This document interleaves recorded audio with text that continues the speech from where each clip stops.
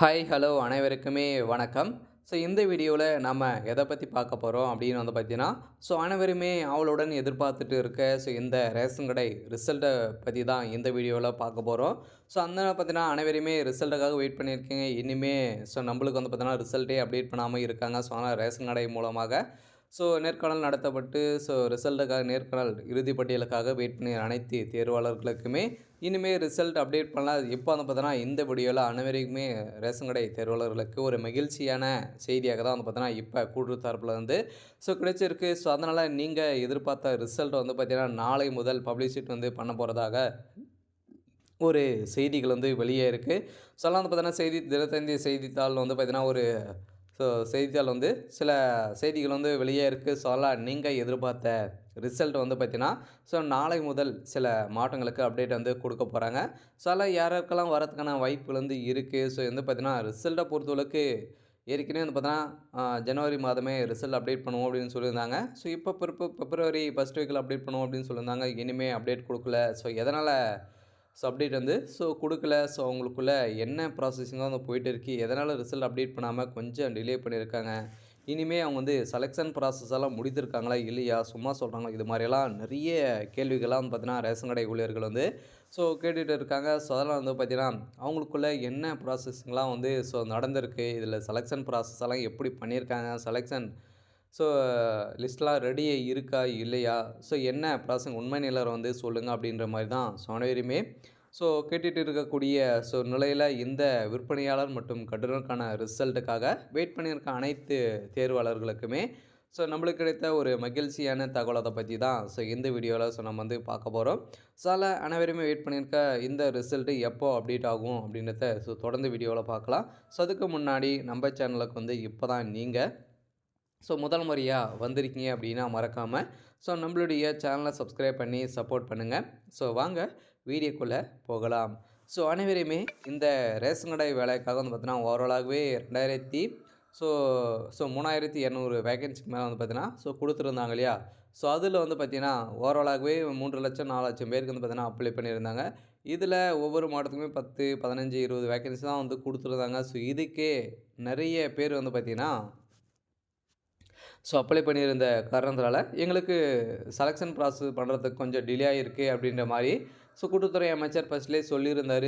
இதை தொடர்ந்து பார்த்தீங்கன்னா இதெல்லாம் தான் டிலே ஆகிருக்கா அப்படின்னா இல்லை. இது வரைக்குமே பார்த்தீங்கன்னா செலெக்ஷன் ப்ராசஸை பொறுத்தளவுக்கு 95 பர்சன்டேஜ் முடித்திருக்காங்க. சில மாவட்டங்களுக்கும் ரெடியாக தான் இருக்குது. அவங்களுக்கு ரெடியாக இருக்கிற மாவட்டங்களுக்கு நாளை முதல் ரிசல்ட்டு சில மாவட்டங்களுக்கு அப்டேட் ஆகலாம் அப்படின்ற மாதிரி தகவல் வெளியே இருக்குது. அதெல்லாம் நீங்கள் எதிர்பார்த்த ரிசல்ட்டு இன்றைக்கி கூட வெளியாகலாம். அதனால் கன்ஃபார்மாக இந்த விற்பனையாளர் மற்றும் கட்டணக்கான ரிசல்ட்டுக்காக வெயிட் பண்ணியிருக்க தேர்வாளர்களுக்கு அனைவருக்குமே ஒரு மகிழ்ச்சியான செய்தி தான். அதனால் நீங்கள் எதிர்பார்த்து இன்று பார்த்திங்கன்னா ஈரோட்டில் இடைத்தேர்தல் நடக்க போகுது.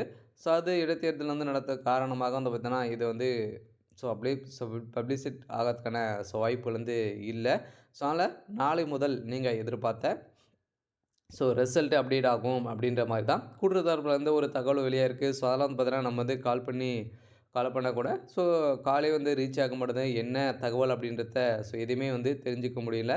இருந்தாலும் ஒரு நியூஸ் பேப்பரில் பார்த்தீங்கன்னா ஒரு சில தகவலெல்லாம் வெளியாக இருக்குது. அதனால் இந்த விற்பனையாளர் மற்றும் கட்டணக்கான ரிசல்ட்டு கூடிய விரைவில் ரிசல்ட்டு அப்டேட் அப்டேட் பண்ணப்படும் அப்படின்ற மாதிரி கொடுத்துருக்காங்க. இருந்தாலும் இதில் செலெக்ஷன் ப்ராசஸ் எல்லாம் எப்படி நடந்திருக்கு, எதன் அடிப்படையில் அனைவருமே செலக்ட் பண்ணி வச்சுருக்காங்க அப்படின்றதெல்லாம் சில பேருக்கு சில டவுட்டுகளாக இருக்கு இல்லையா? அதெல்லாம் பார்த்தீங்கன்னா இந்த செலெக்ஷன் ப்ராசஸ் பொறுத்தளவுக்கு இது வரைக்குமே 90% முடித்துட்டாங்க. இதில் எப்படி செலெக்ஷன் பண்ணியிருக்காங்க அப்படின்னு பார்த்தீங்கன்னா ஏற்கனவே தெரியும். அனைவருக்குமே இதில் எக்ஸாம் எல்லாம் எதுவும் கிடையாது. ஒன்லி நேர்முக தேர்வு மூலமாக தான் செலெக்ஷன் ப்ராசஸ் நடக்குது இல்லையா? அதில் நீங்கள் நேர்முக தேர்வு போயிட்டு தான் அதுக்கான ரிசல்ட்டுக்காக தான் வெயிட் பண்ணுறீங்க. அதில் உங்களுக்கு கேட்கப்பட்ட கேள்விகளுக்கு நீங்கள் எப்படி ஆன்சர் பண்ணீங்க, உங்களுடைய நடவடிக்கை எப்படி இருக்குது, உங்களுடைய பேச்சு திறமை, மக்களிடையே பேசக்கூடிய திறமைகள் இருக்கா, நாலேஜுகள்லாம் உங்கள்கிட்ட இருக்கா, இது மாதிரியெல்லாம் செக் பண்ணி அதில் பார்த்தீங்கன்னா இன்டர்வியூவில் ஒரு 50 மார்க்கும், அதுக்கப்புறம் பார்த்தீங்கன்னா உங்களுடைய மார்க் ஷீட் இருக்குல்லையா, அதில் கட் ஆஃப் எவ்வளோ மார்க் வச்சுருக்கீங்க, அதில் ஒரு 50 மார்க்கும் இரண்டுமே சேர்த்து பார்த்தீங்கன்னா மெரிட் லிஸ்ட் பண்ணியிருப்பாங்க. மெரிட் லிஸ்ட் பண்ணி அதில் எவ்வளோ பர்சன்டேஜ் வந்திருக்கு. அதுக்கப்புறம் பார்த்தீங்கன்னா நீங்கள் ஸோ எம்ப்ளாய்மெண்ட் ஆஃபீஸ் மூலமாக ஸோ நீங்கள் பதிவு பண்ணியிருக்கீங்களா அப்படின்றத செக் பண்ணியிருப்பாங்க. ஸோ அதில் எவ்வளோ மார்க் வந்து வாங்கியிருக்கீங்க, ஸோ அதன் அடிப்படையில் தான் ஸோ அனைவருக்குமே செலெக்ஷன் ப்ராசஸ் எல்லாம் வந்து பார்த்திங்கன்னா இதில் வந்து ஸோ நடந்திருக்கு. செலெக்ஷன் ப்ராசஸை பொறுத்தளவுக்கு 3 நிலை 4 ஸோ நிலைகள் நடத்து ஃபைனல் லிஸ்ட்டு ஒன்று ரெடி பண்ணுவாங்க. ஸோ அந்த ஃபைனல் லிஸ்ட்டில் வந்து பார்த்திங்கன்னா ரெடியாக இருக்குது. சில மாவட்டங்களுக்கெல்லாம் ஸோ ரெடியாக தான் இருக்குது. கூடிய விரைவில் வந்து பார்த்திங்கன்னா இன்று இரவு கூட அப்டேட் பண்ணுறதுக்கான ஸோ வாய்ப்புகளும் இருக்குது. அவங்க வந்து எந்த டைம்லாம் அப்டேட் வந்து ஸோ கொடுப்பாங்க. ஸோ அதெல்லாம் நம்ம தான் செக் பண்ணிகிட்டே வந்து இருக்கும். ஸோ அதெல்லாம் ஏற்கனவே வந்து பார்த்திங்கன்னா அவங்க வந்து அப்டேட் பண்ணுறாங்க அப்படின்னா ஸோ அவங்க நியூஸ் பேப்பரில் அதுக்கு முன்னாடியே அட்வைஸ்மெண்ட்டும் வந்து கொடுப்போம் அப்படின்ற மாதிரியும் கொடுத்துருக்காங்க. ஸோ அதனால் அனைவருக்குமே ஒரு மகிழ்ச்சியான தகவல் தான். ஸோ இதன் அடிப்படையில் தான் அனைவருமே செலக்ட் பண்ணியிருக்காங்க.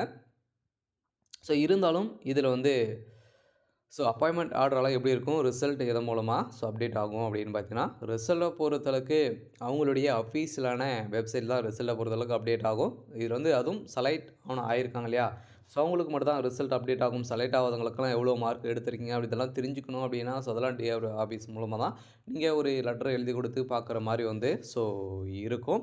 ஸோ இதில் அவங்களுடைய அஃபீஷியலான வெப்சைட்லாம் வெளியாகும். ஸோ அதில் பிடிஎஃப்பாக வெளியிடுவாங்க. அதில் நம்மளுடைய ஒரு ரிஜிஸ்டர் நம்பரு, ஸோ அதுக்கப்புறம் வந்து பார்த்திங்கன்னா உங்களுடைய பேர், உங்களுடைய டேட் ஆஃப் பர்த்தெல்லாம் வந்து பார்த்து தெரிஞ்சுக்கிற மாதிரி வந்து இருக்கும். ஸோ அதனால் இதில் ரிசல்ட்டில் நீங்கள் வந்து செலக்ட் ஆகிட்டீங்க அப்படின்னா, ஸோ அடுத்தது அப்பாயின்மெண்ட் ஆர்டர் உங்களுடைய வீடியோ தேடியே போஸ்ட் மூலமாக அனுப்புவாங்க. உங்களுடைய அட்ரஸ்க்கு வந்து ஏற்கனவே கொடுத்துருப்பீங்க இல்லையா, ஸோ அந்த அட்ரஸ்க்கு வந்து அனுப்புவாங்க. ஸோ அதில் நீங்கள் ஸோ அதுக்கப்புறம் வந்து மீண்டும் டாக்குமெண்ட் வெரிஃபிகேஷன் ப்ராப்பராக இருக்கும். ஸோ அதில் வந்து பார்த்தீங்கன்னா நீங்கள் ஸோ நடந்து நீங்கள் தமிழ் வழியில் படித்திருக்கீங்களா அப்படி இதெல்லாம் செக் பண்ணியிருப்பாங்க. ஸோ அதெல்லாம் வந்து படித்தீங்க அப்படின்னா நீங்கள் வந்து 1வது to 5வது வச்சுருக்க தமிழ் வழியில் தான் படிச்சிங்க அப்படின்ற மாதிரி சான்றும் வச்சுருந்தீங்க அப்படின்னா, ஸோ கன்ஃபார்மாக முன்னுரிமை வந்து கிடைக்கிறதுக்கான ஸோ வாய்ப்புகள் வந்து இருக்குது. இவங்களுக்கு தான் முன்னுரிமை கிடைக்குமா அப்படின்னா, ஸோ முதல் பட்டதாரி, ஸோ இந்த ஆதரவற்ற விதவைகள் இவங்களுக்கெல்லாம் ஸோ இதில் முன்னுரிமை வந்து கொடுக்க போகிறதாங்க. ஏற்கனவே வந்து பார்த்தீங்கன்னா ஒரு 10% வந்து ஸோ இடஒதுக்கீடு செஞ்சுருந்தாங்க. ஸோ இந்த இடஒதுக்கீடு செஞ்சிரும்போதும் பார்த்தீங்கன்னா அவங்களுக்கும் வந்தாங்க அப்படின்னா, ஸோ அவங்களுக்கெல்லாம் முன்னுரிமை வந்து ஸோ வழங்கப்படும். ஸோ அடுத்ததாக வந்து பார்த்தீங்கன்னா இந்த விலையை பொறுத்தளவுக்கு சேலரியெல்லாம் எப்படி இருக்கும் அப்படின்னா, சேலரியை பொறுத்தளவுக்கு பேசிக்காகவே 10க்கு மேலே வந்து வரதுக்கான வாய்ப்புகள் இருக்குது. ஸோ அதெல்லாம் இருந்தாலும் 7, 8 இதெல்லாம் பேசிக்கு. ஸோ இருந்தாலும் இது டெம்பரவரியாக ஒர்க் பண்ணுற வரைக்கும். ஸோ அதுக்கப்புறம் நீங்கள் பர்மனெண்ட் ஆக்குவீங்க இல்லையா ஒரு 2 வருட காலங்களுக்கு.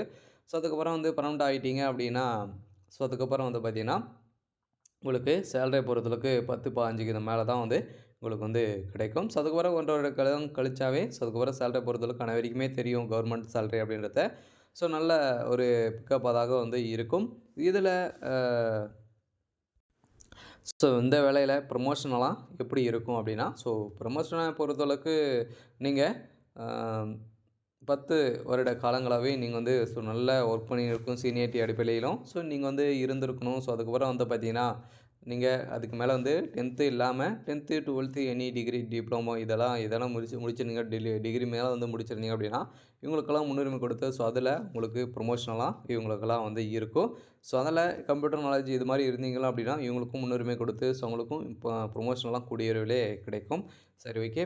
ஸோ இன்னைக்கான ஸோ அப்டேட் வந்து பார்த்தீங்கன்னா இதுதான். ஸோ மறக்காமல் நம்மளுடைய சேனலை சப்ஸ்கிரைப் பண்ணி சப்போர்ட் பண்ணுங்கள். தேங்க்யூ.